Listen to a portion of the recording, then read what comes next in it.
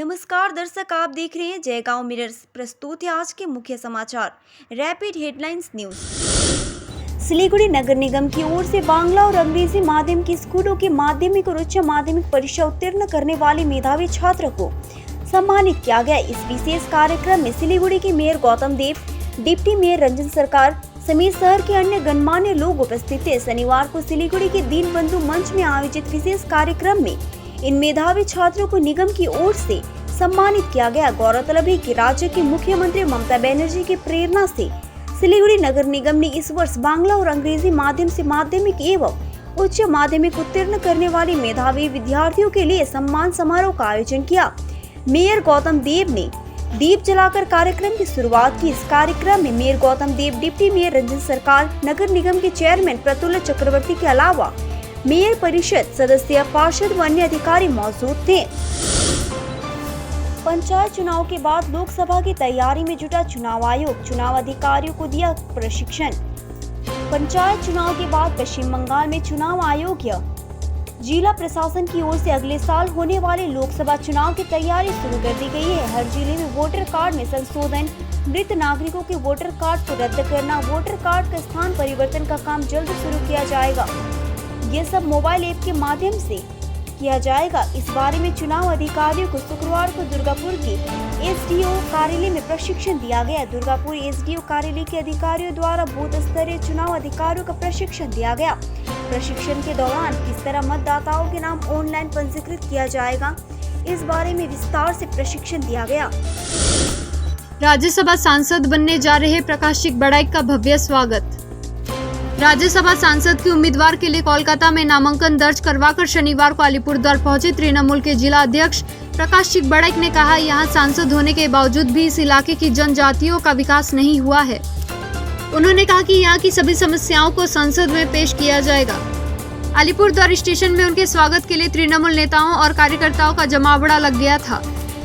प्रकाशिक बड़ाइक के ट्रेन से उतरते ही तृणमूल कार्यकर्ताओं ने ढाक ढोल बजाकर उनका स्वागत किया। खदा पहनाकर उन्हें विशेष सम्मान दिया गया। अलीपुरद्वार तृणमूल कार्यालय में पत्रकारों को संबोधित करते हुए प्रकाशिक बड़ाइक ने कहा कि मैं धन्यवाद ज्ञापन करता हूं अपने माननीय मुख्यमंत्री सुश्री ममता बनर्जी और हमारे प्रिय नेता अभिषेक बनर्जी को, जिन्होंने मुझे राज्यसभा सांसद के लिए उम्मीदवार बनाया है। उन्होंने कहा, मैं पार्टी के निर्देश के मुताबिक काम करूंगा।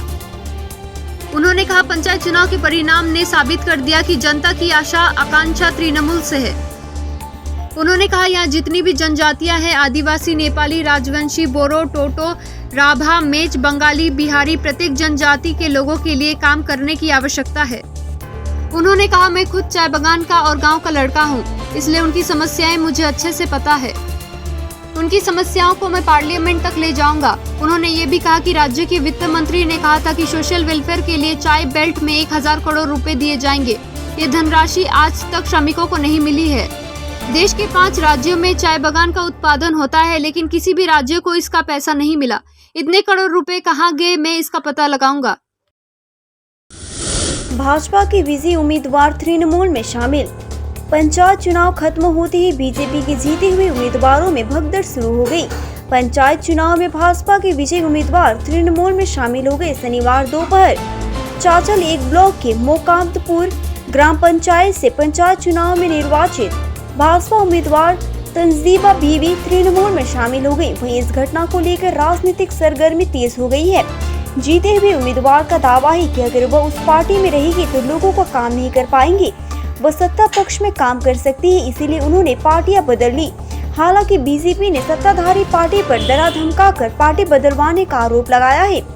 पार्टी सूत्रों के अनुसार 20 सीटों वाले मुकदमपुर ग्राम पंचायत में तृणमूल के पास 9, कांग्रेस के पास 8, सीपीआईएम के पास 2 और भाजपा के पास 1 सीट है। ऐसे में कांग्रेस और सीपीआईएम गठबंधन द्वारा पंचायतें बनाने की संभावना है, लेकिन राज्य की सत्ताधारी पार्टी पंचायतें बनाने को बेताब है। रात के अंधेरे में उस पंचायत में भाजपा का एकमात्र निर्वाचित अल्पसंख्यक सदस्य तृणमूल में शामिल हो गया। संबंधित ग्राम पंचायत के निधिकिस बूथ नंबर 140 से भाजपा से जीते ग्राम पंचायत सदस्य तंजीबा बीवी चंचल स्थित तृणमूल कार्यालय में ब्लॉक तृणमूल नेतृत्व की उपस्थिति में तृणमूल में शामिल हो गई तंजीबा बीवी ने कहा, इस बार वो बीजेपी से ग्राम पंचायत जीती है। इस पार्टी से लोग काम नहीं कर सकते, इसीलिए उन्होंने पार्टियां बदल ली। भाजपा की उत्तरी मालदा की सांसद खगेन मुर्मू ने कहा कि उसके सदस्यों को डरा धमकाकर रात के अंधेरे में तृणमूल में शामिल कराया गया। चाचल से तृणमूल पार्टी के विधायक निहार घोष ने कहा कि भाजपा के चयनित उम्मीदवार अपनी मर्जी से तृणमूल में शामिल हुए हैं। अब भाजपा भ्रमित है और बेबुनियाद आरोप लगा रही है। मालदा में बुजुर्ग भाजपा कर्मी का शव फंदे से लटका हुआ मिला।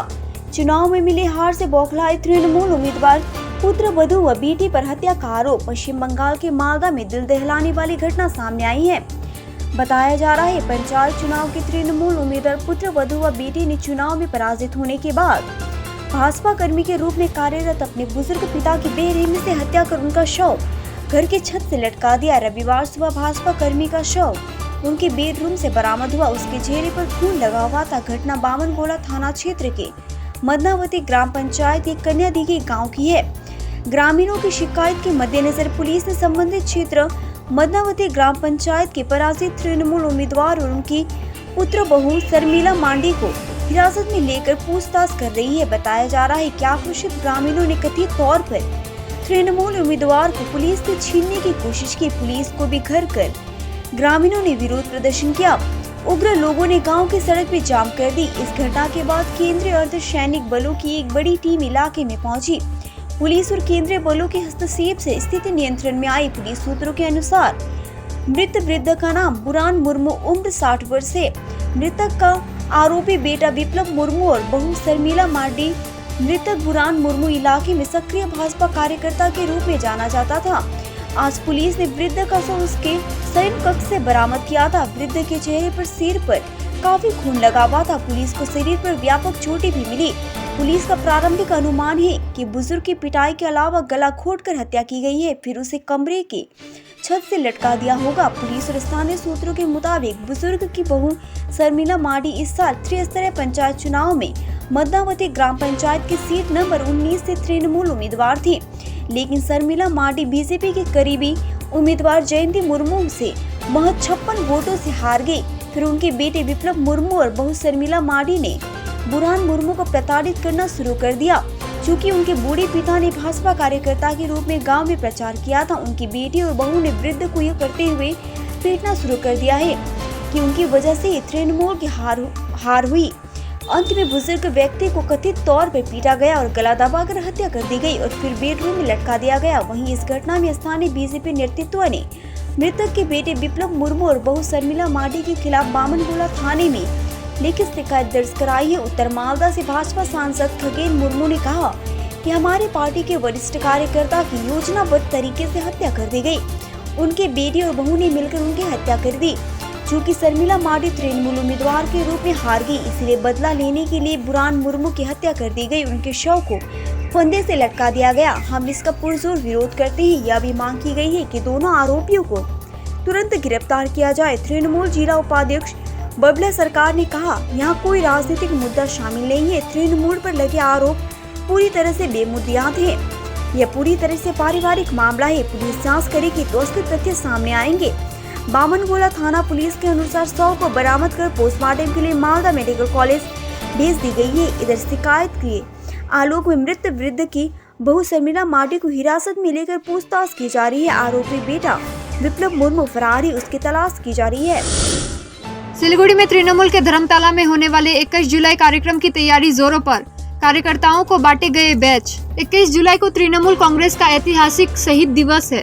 पार्टी की ओर से इसे लेकर राज्य भर में जोर शोर से तैयारी चल रही है। हर साल की तरह इस साल भी तृणमूल कांग्रेस के कार्यकर्ता व समर्थक राजधानी कोलकाता के धर्मताला में एकत्रित होकर शहीद दिवस का पालन करेंगे। सिलीगुड़ी में भी तृणमूल की ओर से इस कार्यक्रम को लेकर जबरदस्त तैयारी चल रही है। इस विशेष कार्यक्रम में शामिल होने वाले तृणमूल कार्यकर्ताओं को आज बैच प्रदान किया गया। कार्यक्रम में तृणमूल कांग्रेस की अध्यक्ष समेत अन्य वरिष्ठ नेता व कार्यकर्ता मौजूद थे। जलपाईगुड़ी की तीस्ता व जलढाका नदी में येलो अलर्ट जारी। कम बारिश होने से बाढ़ की स्थिति में सुधार।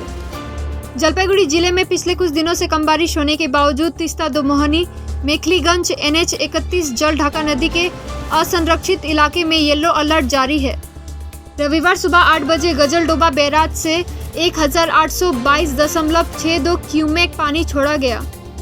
हालांकि कम बारिश के कारण जलपाईगुड़ी में बाढ़ की स्थिति में सुधार हो रहा है। दूसरी ओर आज सुबह से पूरे जिले में आसमान साफ है।